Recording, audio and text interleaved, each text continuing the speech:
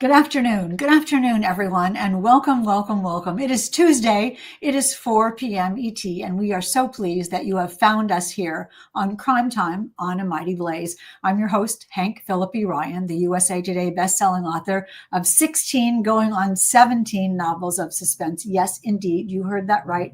My new book coming out this time next year is called, and I just got the advance bound manuscript, All This Could Be Yours. This is, these advanced bound manuscripts, they are just full of errors and it's not even set really right. But here it is, the precious, and it will be coming your way very, very soon. But we are not here to talk about me today. We are here to talk about the brilliant and iconic, fantastically talented J.T. Ellison and her brand new book, A Very Bad Thing. The book is, of course, a very good thing. It is risky and fabulous and pacey and surprising and propulsive and so insidery, so gorgeously insidery that you will just be taken into the world of authors and writing and publishing and book tour and family relationships and all this kind of stuff. It is propulsive and marvelous and absolutely immersive.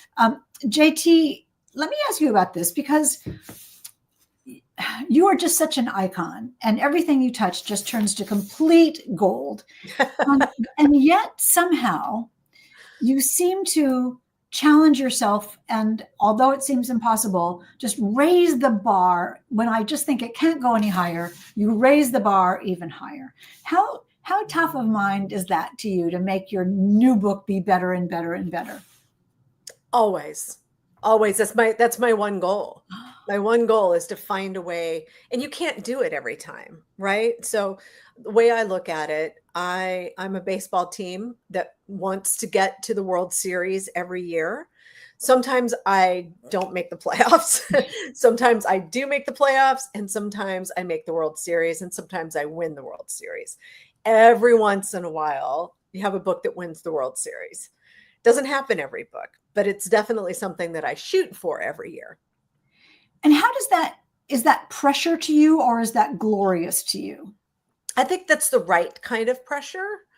I don't ever want to phone it in. If I start just kind of writing books and I'm just putting words down and throwing it out into the world, then I've lost the joy of what I'm doing. I like to be surprised as I'm actually writing the book, and that's fun for me. So it's just fun. It's just fun to try to come up with something that's going to be unique and exciting and have characters that people fall madly in love with and want good things for. And we will hear all about that in a minute. Every single thing you said is just one of the things that I wanted to ask you, because it's so clear in your novels what care you take with this and how much you are aware of letting your readers in on a wonderful adventure. Some of those readers are here today. Robin Stull is here. That's great. Susie Baldwin is here. She says she missed last week's because she and her husband were celebrating their 53rd anniversary in Canada. That's great. Melanie Burrell is here. Happy anniversary, Susie. And Emily is here, and Susie Baldwin. Randy Gravitz is here. This is, Emily says, I'm not a big sport person, but I enjoyed this year's World Series, as you will enjoy J.T. Ellison's A Very Bad Thing. Let me tell you all very, very quickly, as I welcome you all and as all of our audience starts to arrive. If you are new to A Mighty Blaze, if you are new to Crime Time, welcome, welcome, welcome. You should know that we are in our 5th year now at Crime Time on A Mighty Blaze. A Mighty Blaze was started at the beginning of the pandemic by the marvelous powerhouse duo of Jenna Blum and Caroline Levitt to keep us discovering new books and discovering new authors and keeping the writing and reading community together. And we are still going strong. I come to you every Tuesday at 4 p.m. ET, sometimes at 3 for an extra special program. Today we are here at our regular wonderful time, so everybody can be here for J.T. Ellison and her A Very Bad Thing. Now, I know that you want to hear a little bit about J.T. I know most of you are saying, stop talking, Hank. We want to hear about J.T. We want her to talk. And I promise I will do that in about 10 minutes. Betty, 10 seconds, 10 seconds. Everybody's going like, what? Betty Fellow says, new to me. And Denise says, new to you. And that is marvelous. That is why we are all here to learn about J.T. Ellison. J.T. is the New York Times and USA Today bestselling author of more than 30 novels. and an Emmy Award-winning co-host of the literary TV show A Word on Words. She also writes contemporary fantasy under the name Joss Walker. With millions of books in print, her work has won acclaim and prestigious awards. Her titles have been optioned for television and published in 28 countries. JT lives in Nashville with her husband and twin kittens, one of whom is a ghost. One of the kittens, not her husband, is not on that list, where she is hard at work, as always, on her next novel. And don't let me forget, you all, JT is graciously giving away a copy of A Very Bad Thing. Not this one. I am keeping this one, but you can win a trade paperback edition, just like this, of JT Ellison's A Very Bad Thing by leaving a question or a comment or just general adulation and applause and delight that JT Ellison is here in the comments, and we will pick a winner by spinning the wheel of fun at the end of the show. And now, finally, we get to JT Ellison herself and A Very Bad Thing. JT, could you start us off by telling us a little bit about the book? Sure. Hi, Hank. Hi, everybody in the chat. Oh my gosh, it's so good to see so many familiar names. It's just so much fun. So A Very Bad Thing is the story of an absolute mega best-selling author named Columbia Jones, who is on book tour for her newest Ivory Lady, which has been recently optioned by Steven Spielberg, which I might notice I seem to have manifested for S.A. Cosby instead of myself. You're welcome, Sean. Amazing news, though, for him, right? Yeah. So she is on tour for this book, and she has been out for a month, and we're at the last night of tour in Denver. She goes on stage. She sees somebody in the crowd and faints. The doctors say it's just a little bit of altitude sickness. They send her home, and the reporter who's been on the tour with her doing a story for East Fifth magazine goes to finish the interview the next morning and finds Columbia dead in a pool of blood in her hotel room. And the story goes from there. Riley Carrington is our reporter, and she is rather quickly arrested for the crime. And we obviously know very quickly she did not do it, and somebody else might have. It has multiple points of view, all of which are designed as the spokes of a wheel. So this book is a wheel. Columbia is the center of the wheel, and every point of view is a spoke. And as that wheel turns, you get more and more and more information about Columbia and the life that she's been living. And perhaps it's not all what she's been leading people to believe.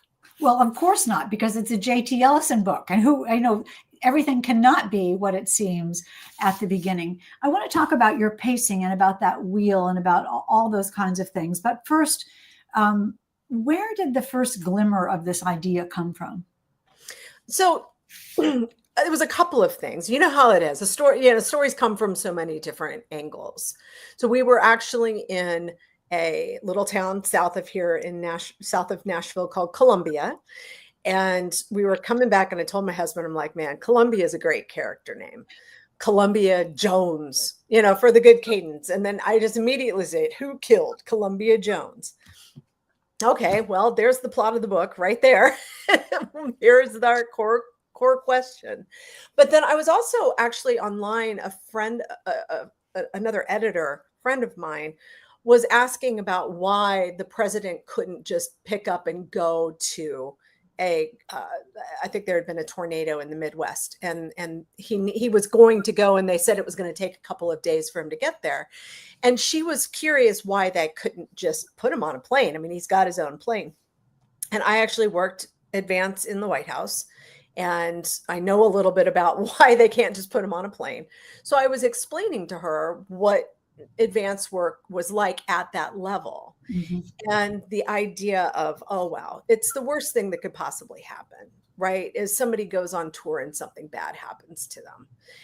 And that combined with who killed Columbia Jones. I didn't know she was an author. Well, right? That's what I was going to ask you. I mean, that question, who killed Columbia Jones? And I think it's interesting that in the in an author brain, that instantly has the fullness of a novel. You say, well, okay, I can do that. It's part of it's the power of the name, of getting the right name Right. almost. But I do think what you're talking about adds to that as well. Can you talk a little bit about that? Well, sure. So I knew, I mean, the name Columbia Jones is such a, I mean, you know, immediately it's got so much gravitas. So it has to be somebody famous. So I knew it was a famous person, but I didn't know necessarily that it was an author. Thought maybe a singer, something like that. But I know more about authors than I know anything else. And I'm a bit of a contrarian. I've been told don't write about writers early on in my career. And I like to circumvent that because every time I write about writers, people seem to love it. Mm-hmm. And it just seemed like she just kind of became this person who needed to be an author. I had a really hard time killing her, though, because I absolutely fell in love with this person, this character who I had no idea who she was, other than world famous. Well, how do you get to that point? What has brought you to that? So when we start peeling back some of the layers of this, it's really a book about how we curate our lives for the public. And that immediately, then I knew it had to be an author because our bio, right? You know us from our bios.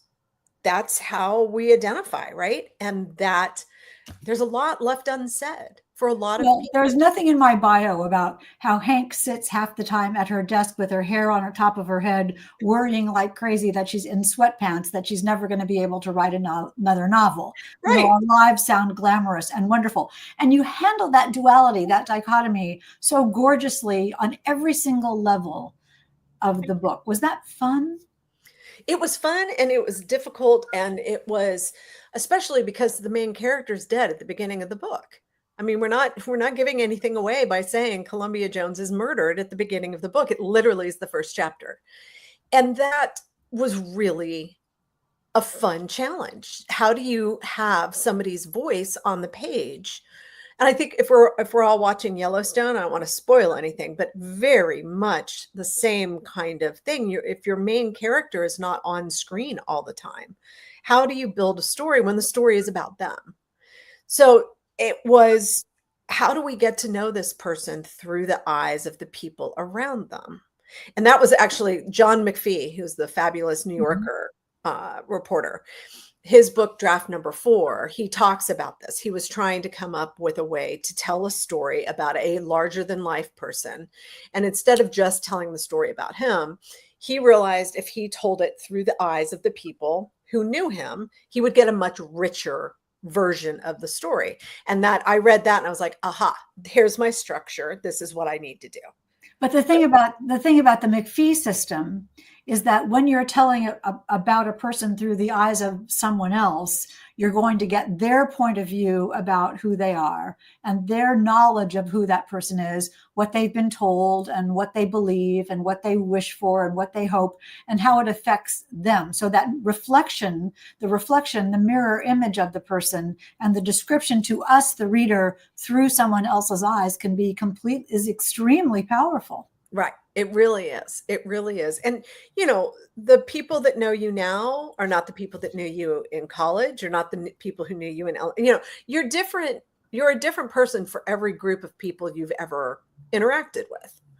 And I think that's really interesting to explore how we change over the course of our lives and how we are, you know, especially as women, all things to all people. That as a character was a very rich canvas to draw on, even if she didn't have a voice on the page. And I remember that that's also about what people think you are and Mhm. how they have imagined what your life is. I went to a high school reunion some years ago, and someone came up to me and said, "Oh, I knew you would turn out to be famous." And I said, "Well, that's so nice, but I'm not really famous." And he said, "But I thought that you changed your hair and you changed your name and you were Donna Karen. I always thought you were Donna Karen." And I thought, That is so strange. Wow. He spent his whole, 40 years thinking that I was, every time he saw her picture or something that she did, he thought it was this person that he knew, which I think maybe that's a really good book idea. Anyway, going right along, your your cast of characters in this novel is absolutely stellar. And one of the things I always admire about you so much is how you can have a cast of characters and we know every single one of them. Everyone is absolutely defined. Everyone speaks differently. Everyone has their character and background and history. You tell us just enough for us to absolutely know them. That is such a skill, JT. How much do you think about the characters and how they play off each other? Thank you. That's lovely. It's hugely important. Without the characters, the books, you can have the greatest plot in the world, and without great characters, it all falls apart. Right. So people actually ask me, how do you keep all these people, clear in your mind? And it's like, well, you know who all your friends are.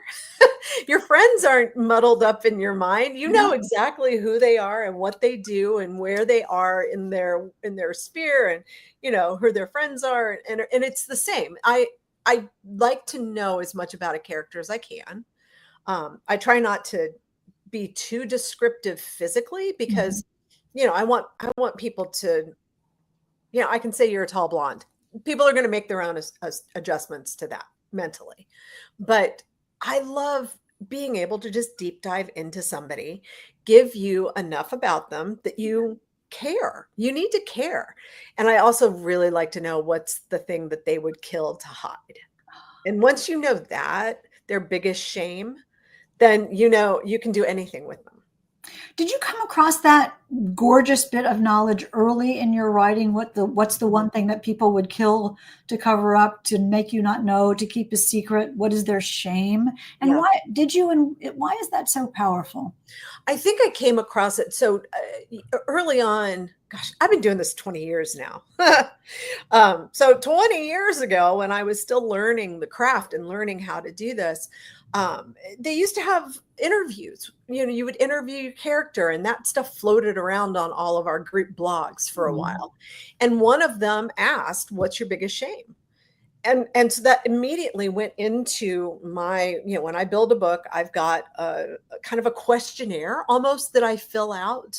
You actually fill it out? I actually fill it out, and it goes in my Scrivener file. And before I start the book, this is before I even started doing 40 scenes and all of that, I flat out go in and I answer all of these weird questions. Where do they live? Where did they grow up? What kind of house did they grow up in? What were their parents like? Are they straight? Are they gay? Do they have, do they like to travel? All of the things that make a person who they are.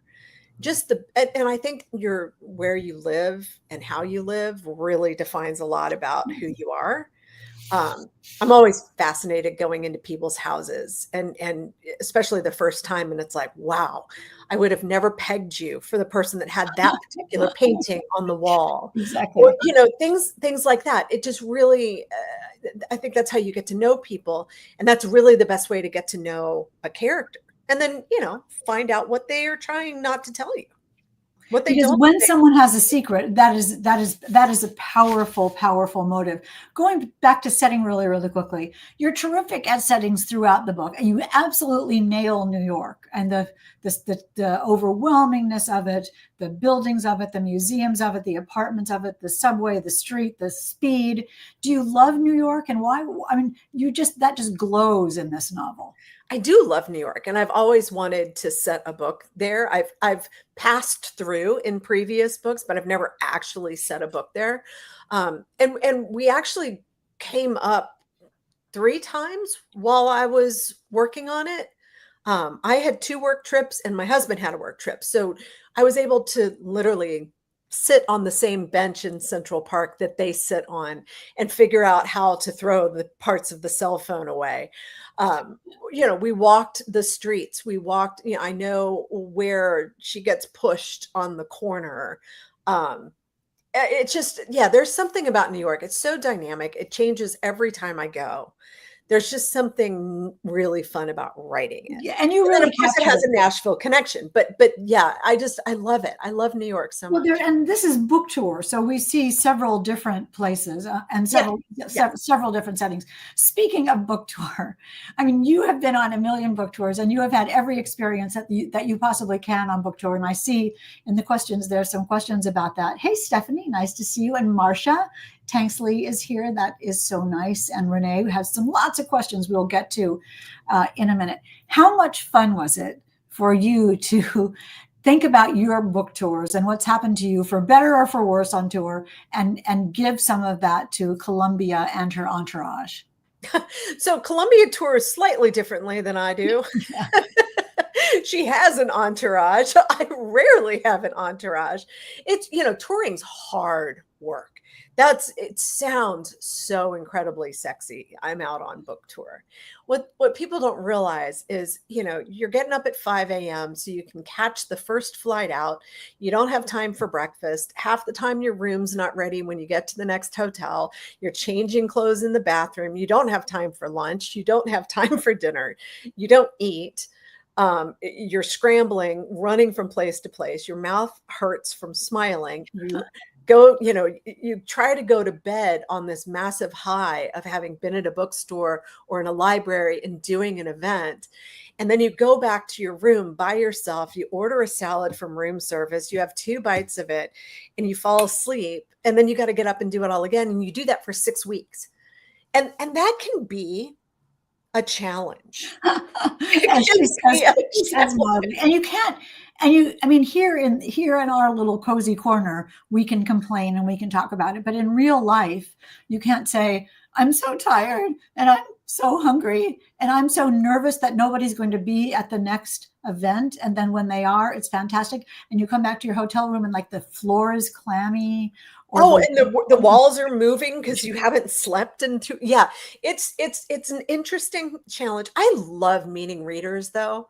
So, it's so worth doing because you meet the booksellers, you meet readers, you meet librarians. And that's the thing that keeps you flying, isn't it? That at every turn there is someone who loves books as much as you do. And I love how we're talking about a very bad thing. A book tour is a very good thing, but we're talking about a very bad thing by J.T. Ellison, who got to put some of her tour experiences, I bet, or the ones she wishes she had or is glad she didn't have, in this very marvelous book. You have alluded a couple of times to the structure of this book, the wheel structure, and also your 40 scenes secret. For people who are interested in how a book comes together clinically, talk a little bit about the structure, the wheel, and also your 40 scenes. Okay.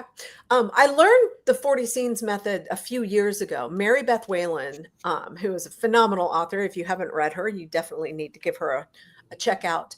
She had a writer's retreat and we sat around one afternoon and people just kind of shared where they were and what was going on. And she said, I'm in my 40 scenes. And I'm like, well, what is 40 scenes? And she goes, oh. And so she explained it. And it's very, very simple. Anything that is floating around in your head about a new book. It could be a line of dialogue. It could be the premise. It could be a character name. It could be a scene. It could be the setting, anything counts. You write them down.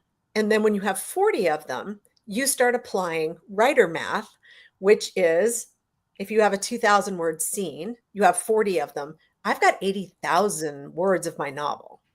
So it's not an outline. I don't like to outline, but it is chunks. And so I don't like to start the book until I have my 40 scenes in place.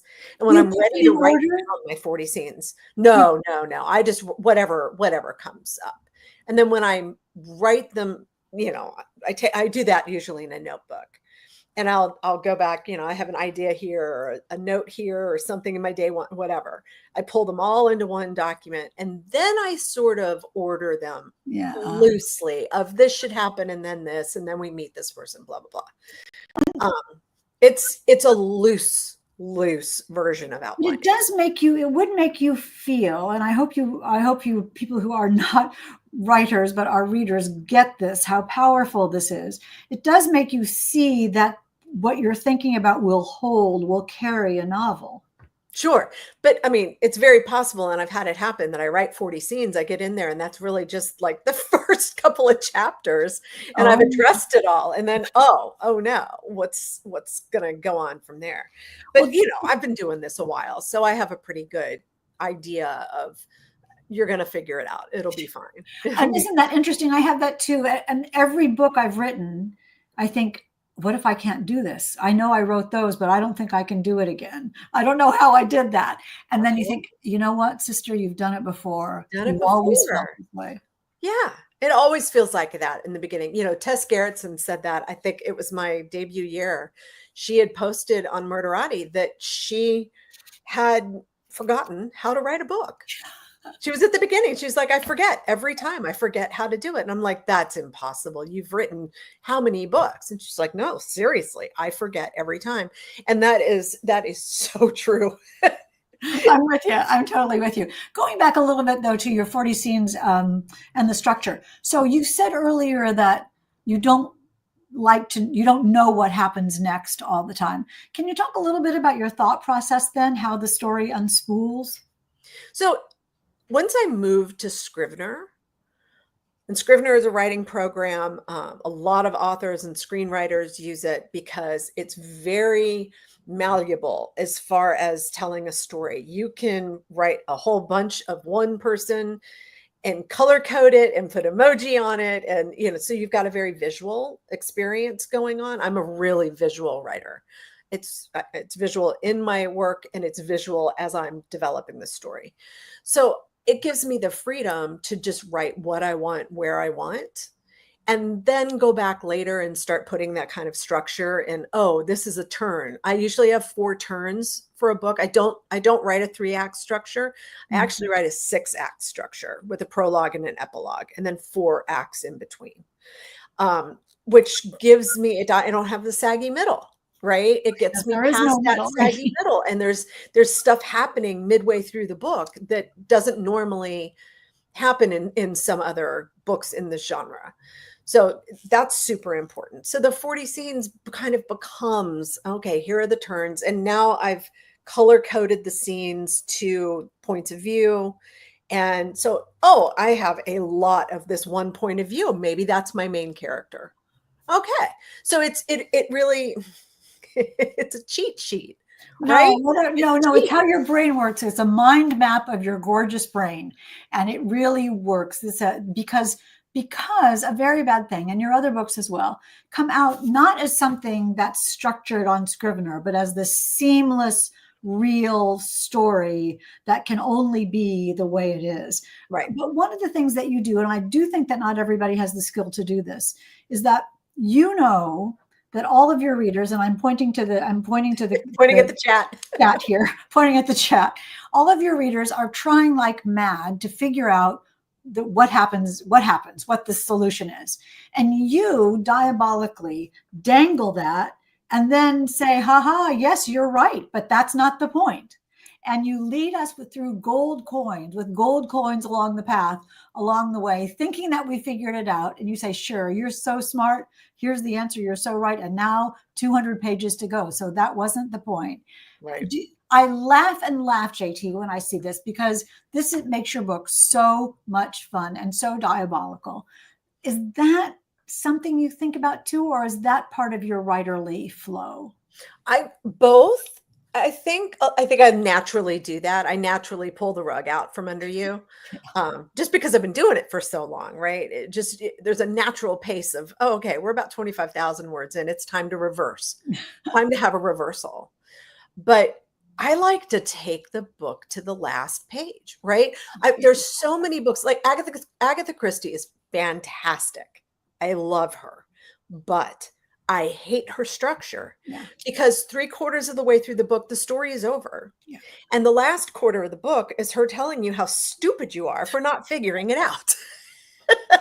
That's not necessarily true, but that's how I feel as a No, reader. that's right. There's the big in the parlor, the big explanation scene. Right. There's this huge, okay, well, now we know who the murderer is. Now you're going to be explained to how that happened. It's very hard to do that in the modern thriller. I've only seen 1 or 2 people pull it off. Um, uh, uh, what is the first lie wins. Yes. She finishes the book and then tells you how that happened, and it works. It's one of the few books I've read in the modern era that I actually was not like, oh, come on, darn it. I But know Ashley Elston really pulled it off. I mean, she's quite yeah, a rock star. There's no question yeah, about that. totally. I mean, and it's hard to do actually, because once you start doing that, then you're going to lose Yeah. the attrition of people knowing the solution at that point. I don't like to do that. I'm keeping the story going all the way to the end.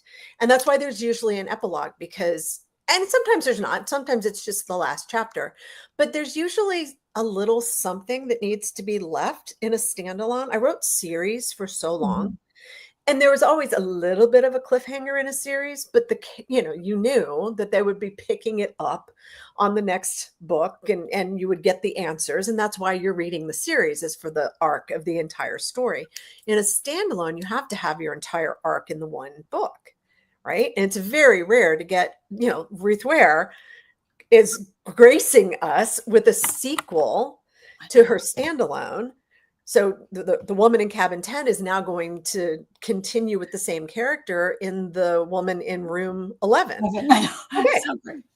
Suite 11. Sorry, the woman in suite 11. So, I mean, that's super cool. We don't often get to do that with the standalone. We usually have to wrap it all up entirely. But the thing that you do gorgeously, though, is in those endings, whether it's the last chapter or whether it's an epilogue, it's not only the real ending of the book, but also an emotional ending, sort of a thematic, Right. a bringing back of the emotional tension of the book, and sort of reminding the readers of the theme of the book.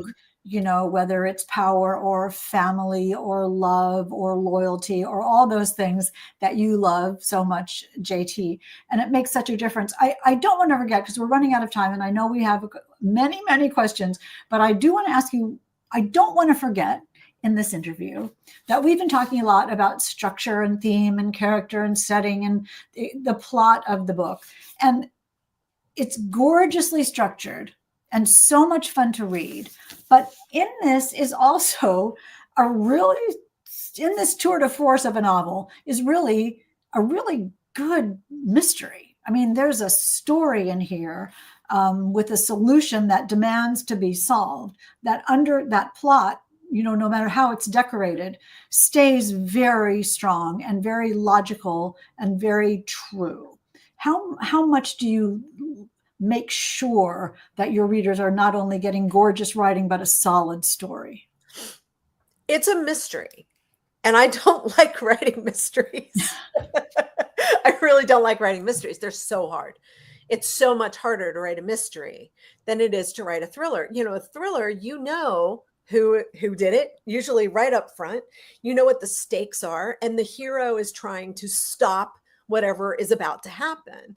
In a mystery, you're going along with the characters, finding things out as they find things out. It's a harder structure for me Absolutely. to do. Absolutely. Really, really hard. I'm always afraid I'm going to telegraph something, especially if you have multiple points of view in a mystery. Yeah. You have to make sure that every time that wheel turns and you go to a next person, that you're not imparting the same information over and over. And that, or too much information, or too much, and you're giving it away, and it becomes a thriller. And this one was a challenge. This one was a really big challenge. Did you know the ending? Did you know? No, I never know the endings. I never know the endings until I write them. I usually around 75, 80,000 words, which is 3/4 of the way through the book. I usually have a major all is lost moment. It's like, what have I done? This is stupid. I've spent months writing this book, and it's terrible. It makes no sense. And there's a friend that I usually call, and I'm like, I need to go have margaritas and talk about the book. She's like, oh, you're at 80,000 words, aren't you? And I'm like, I hate being predictable, and usually something from that conversation will trigger, okay, I see where I'm going. But sometimes I realize, oh my gosh, I'm at the end. I can end it. This is it. This is the ending. And I end the book. And that's what happened with this one. I was like, it's done. I mean, that is so funny, isn't it? When you realize I don't need to think of anymore. Everybody's taken care of this for me. Everybody's taken Everybody's care of. This wrapped is up. okay. I know It's done. there's the part I have said to my husband many times. I want to say 16 times now. I have gone into his office and said, I have no idea what happens in this book. I have created a crime that I cannot solve. I don't know. And Jonathan says, well, time to cut bait. You got to go find out who did it. And usually, well, I say this, always the story tells me. I just hadn't seen it yet. And Yeah. that to me is one of the glorious things about writing, exactly at the same time. Isn't it fun? Yeah. I That mean, part is fun. it's really funny. That friend, and I did see yes, Priya, everybody needs a friend like that. And her name is Ariel Lahan, and she She's a is an genius. absolute stellar writer.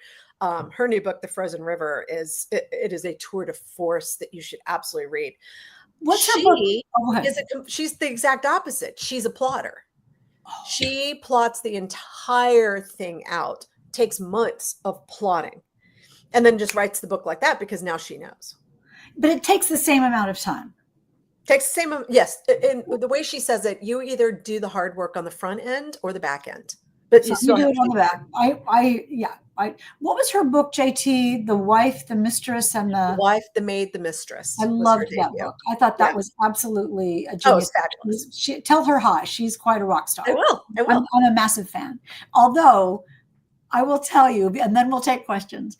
I will tell you that, and all of you too, that you are the very first author that I ever wrote a fan letter to. It was an email, but you're the very first author I've ever done that for. And I would continue to write fan letters today to you, my darling one, JT Ellison, whose new book, A Very Bad Thing, is a very wonderful thing. I know you hear this all the time, but I can't resist that terrible pun. So let us take some questions from all of you who have been here today. Renee says, hey, Renee, how long did this book take you to write? Was it longer than normal? About 10 months. So no, that's about, it can be 3 months. It can be 14 months. I just never really know how long a book is going to take until I really get into it. But this one was about 10 months start to finish. I will tell you, there's a whole section of the book, which is Columbia's point of view, that I wrote the weekend before I turned the book in. No, I was going to ask you about that. And then I thought, I'm just going to leave that out. Let people discover that. It was not part of the book. And everything about the book was wrong. I didn't know why, and I didn't know what, but something wasn't right. And my editor had asked, she had said, I need to know why Columbia's fans love her so much. And so I had done a little bit of work with that, of explaining why she, not that she was just a mega bestseller, but why her fans love her so much. And it is part, her connection with her fans, but it was more than that. And I realized, wow, if I actually added in something from her point of view so they can get to know her the way she is alive in my head, but not on the page. And I think it makes the book. I think it's only 4 chapters. I can't even imagine. And I wrote them that weekend, and it all came together. That is absolutely unbelievable. I cannot imagine the book without it. It is so seamlessly intertwined with absolutely everything else in the story, metaphorically, thematically, with all the characters. It just makes so much sense. I know that you know this story, but you all may not in the chat, that Gillian Flynn did not have the diary. Hope this is not a spoiler. Did not have the diary in her first draft of Really? Girl, and that was added in later. It's really funny. I mean, yeah, what would we do without editors? A good editor they can ask the tiniest little question, and the next thing you know, the book has blossomed into what it was supposed to be. I'm so glad you said that. And my editor, Liz Pearson's, it's just, she's one of those. I've had a lot of different editors, and she's one of those that can ask me one question and the whole thing goes. Next time we talk, sister, we're going to have a whole nother discussion because this is incredibly fascinating. And this is why you are who you are. And you have so many devoted fans, including me, for your very new book, A Very Bad Thing. Let's take a couple more questions if you have time to do that. Hi, Emily says, I know that you also write fantasy. Which one do you prefer to write? Hi, good to see you. So fantasy is a lot of fun because there are no rules, right? We can do whatever we want. And if you get into trouble, you can conjure a spell if you're a magician and get yourself out of trouble. So it's the literary equivalent of when in doubt, bring in a man with a gun. You can just create a spell, right? It's But so also, but that makes it, but that's also, you can't really rely on that. It's got no, to you be can't. much better than that. Right. Obviously it's a bigger structural issue, but I love reading fantasy because I love the escape and I love imagining new worlds and I love writing it because there are no holds barred. I've created this universe with this magical river. It's the Joss Walker is my pen name, and the series is 6 books. The fifth is coming out next week. The sixth one is coming probably around February, somewhere in there, just because it needs to happen pretty quickly. But it's a reverse dystopian. We start in a world where magic is throttled and almost no one has it. We've lost our magic. And by the end of the series, magic is everywhere. It is all around us. I think we need that right now. We do need a little bit of Tell us magic. the title of this book. The one that's coming out is called The Book of Spirits. The first one in the series is called Tomb of the Queen. And where can we find you on Instagram, Facebook, Threads, Blue Sky? It's interesting you say Blue Sky. I just had a big conversation with some people about that. So my handle on social media is Thriller Chick, and you can find me anywhere. But I am mostly on Instagram and Threads, and I have a Substack called The Creative Edge, where I write about writing, and I actually am live writing my 2025 book. I don't know whether to go there and just sit and listen to you or whether to avoid it at all costs because I'll just be too jealous. Let's take another question. Anybody else have a question? I know we have. Deborah, hey Deborah, says, Hi, how Deborah. has your time in the White House influenced your books? None really until this book. Until this, I don't write political thrillers. I think a lot of people do it much better than I ever could. That doesn't mean that I don't have one or two stashed in the back of my head that I might one day try to put together. But I'm finding, interestingly, that the thriller ideas of political thrillers that I have might be better suited to the fantasy. I was just thinking that. I mean, because Yeah. it's about power, isn't it? It's about power. It's about power. And I think fantasy gives us an opportunity to explore power in different ways. And the theme of all of my work is when women finding their power. That is the core of all of the work that I do. And in fantasy, I can do that in a different way than I can in the real world. So I don't know. I've actually just been thinking about that today. You're what? I was just thinking about that today. Because in fantasy with power, you can make that very sort of Dorian Gray. It can show up in a way that it can't show up as well in real life. Again, we'll have another conversation. One more question if you have time, JT. Do we have another question? Andrew says, JT, of course we need to know about the cats. Oh, that's so sweet. Thank you for asking. So Jordan is, usually right behind me, but she's not today. I don't know where she is. Jordan and Jameson were twins that we got 13 years ago. And 11 years ago. And it was 2013. They came to us in a moment of great need. And were here for us for a really long time until Jameson had a tendency to eat things that she wasn't supposed to eat. And we had to do surgery a couple of times to remove like fake mice and ribbons and things, that kind of stuff. And she finally ended up having cancer and we had to let her go. And it was awful. And it was happening while I was doing this book. And there is nothing, you know, when you've lost a pet, and I've lost a lot of pets over the years, there is something in your soul that breaks in a way that cannot be ever repaired. And she's actually, her ashes are right here on the tree. Her sister sits on the tree, and her, you know, her ashes are there too. So she gets to hang out and get some sunshine on her and everything. I mean, she's still here. When we came home, I mean, that your channeling or understanding of grief is so powerful in this book as well. I really felt that so strongly. And it comes from more than just being a good writer. It must. well, I mean, I think Darian was a little obscure and a little bit difficult for me to write. And then I lost Jameson, and I understood the depth of that grief. And it really helped me make her a human. You know, I hadn't experienced anything like she had, but I was experiencing some pretty deeply awful moments. And I think it helped writing about it. Very clear. You all, we are out of time, but JT has alluded to some very interesting people in this novel. I cannot wait for you to meet them all. Clear your calendars, because you are not going to want to put it down. Let us spin the wheel of fun now to see which of you is going to win your copy of A Very Bad Thing. The rest of you know what to do. Run, run, run, click, click, click, get wherever you buy your books.